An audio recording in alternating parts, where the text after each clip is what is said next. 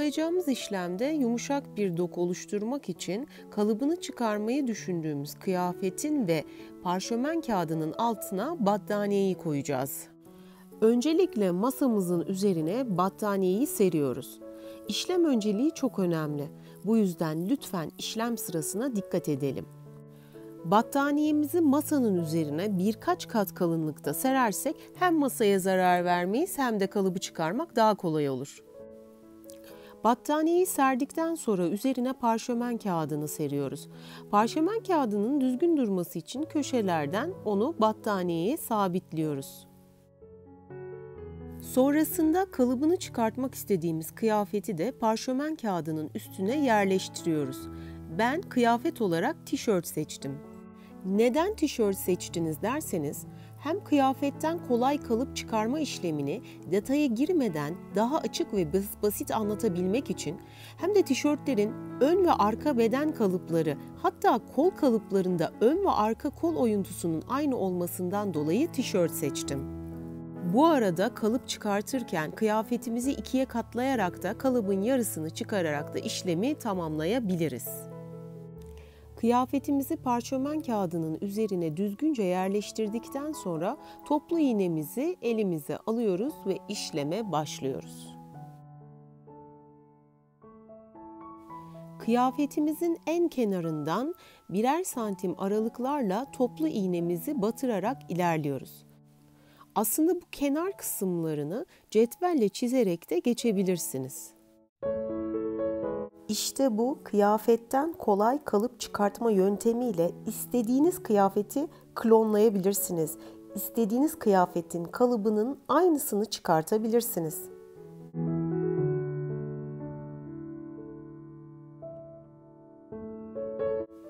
Toplu iğne ile kalıbı çıkarma işlemi bize en çok kol oyuntusu, yaka oyuntusu ve pensleri belirlemek için gerekli. Çünkü bu kısımlar kenarda kalmadığı için cetvelle düzgün bir şekilde kağıda aktarmak imkansız. Ama bu şekilde tam kalıbı çıkartabilirsiniz. Şimdi bakın, kol çizgisinden toplu iğneyi batırarak kol oyuntusunu belirliyorum. Yine dikkatlice en fazla birer santim aralıklarla ilerleyerek kol oyuntusunu oluşturuyorum.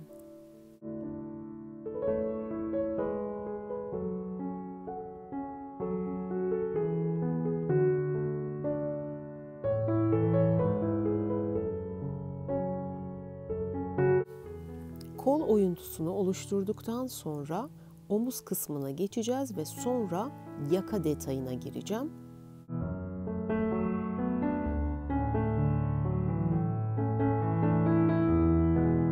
Bu çıkardığımız ön beden ve dolayısıyla ön beden yaka oyuntusu daha derin. Size bir ipucu vereyim. Arka bedenin ayrıca kalıbını çıkartmanıza gerek yok tişört kalıbında. Arka yaka derinliğini de ön kalıba vererek, yani ön ve arka yaka oyuntusu olan iki çizgiyi de oluşturabilirsiniz. Keserken arka yaka çizgisinden kalıbınızı kesebilirsiniz. Böylelikle ön ve arka kalıbı aynı kağıt üzerinde bulundurmuş olursunuz. Sadece kalıbı kumaş üzerine uygularken iki parça aynı kestiğiniz parçalardan birine ön yaka derinliği vererek kalıbı uyarlamış olursunuz. Yani ön ve arka yaka arasındaki derinlik farkını santimetre ya da inç cinsinden kestiğiniz parçanın birinde uygulayacaksınız.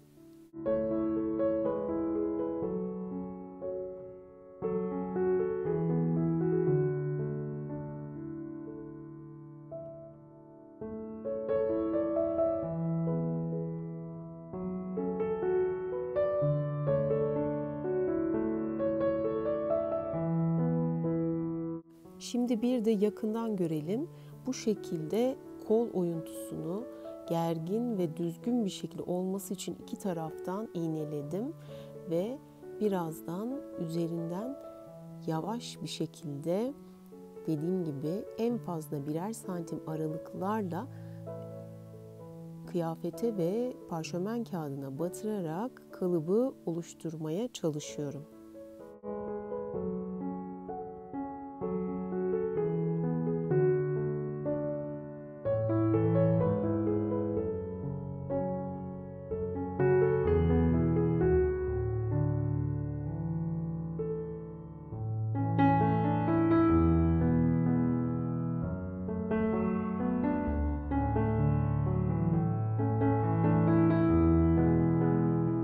Toplu iğne ile batırma işlemini bitirdikten sonra sabitlediğimiz kıyafeti kaldırıyoruz ve toplu iğnelerin izlerini görüyoruz.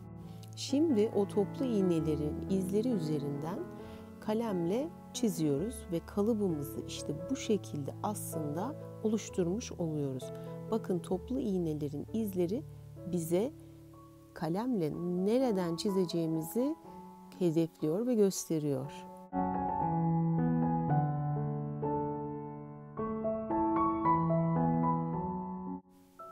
Tüm toplu iğne izlerini çizdikten sonra, yani çizim işlemi bittikten sonra aslında kalıbımız bitmiş oluyor. Çizim işlemi bittikten sonra kalıbımızı kesiyoruz. Şimdi birazdan bu tişörtün kol kalıbı nasıl çıkartılır onu göstereceğim. Aynı şekilde yine toplu iğne yardımıyla kalıbımızı çıkartacağız. Neden parşömen kağıdımızı bu şekilde ikiye katladık? Çünkü diğer işlemde böyle bir katlama işlemi yapmamıştık. Kol kalıbı çıkartırken kolumuzu açamayacağımız için parşömen kağıdımızı bu şekilde ikiye katlıyoruz. Kolumuzun katlanmış kısmını katladığımız parşömen kağıdı kısmına yerleştireceğiz. Yani kol altındaki dikiş çizgisinin olduğu kısım iğne ile ilerleyeceğimiz kısım olacak. Yine düzgün bir kalıp çıkartmak için kıyafetimizi birkaç yerden battaniyemize ve parşömen kağıdımıza sabitliyoruz bu şekilde.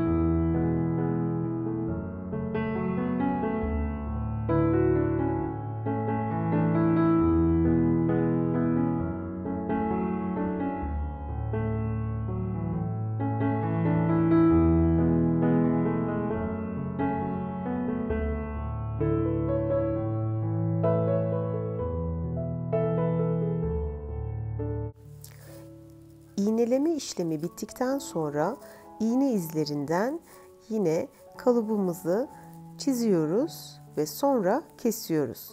Kol kalıbımız da bu şekilde hazır oluyor.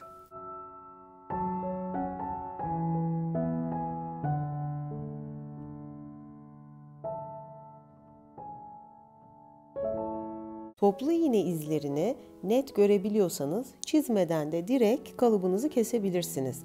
Bu da işinizi kolaylaştıracak ve hızlandıracaktır.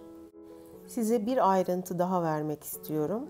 Kumaş ve kağıt makasınız ayrı olmalı. Yani kağıt kestiğiniz makasınızla kumaş kestiğiniz makasınız ayrı olmalı. Kesinlikle kağıt makasınızı körelteceği için kumaşınızı keserken zorlanacaksınız. Bu yüzden kağıt kestiğiniz makasınızı kumaş kestiğiniz makasınızdan lütfen ayrı tutun.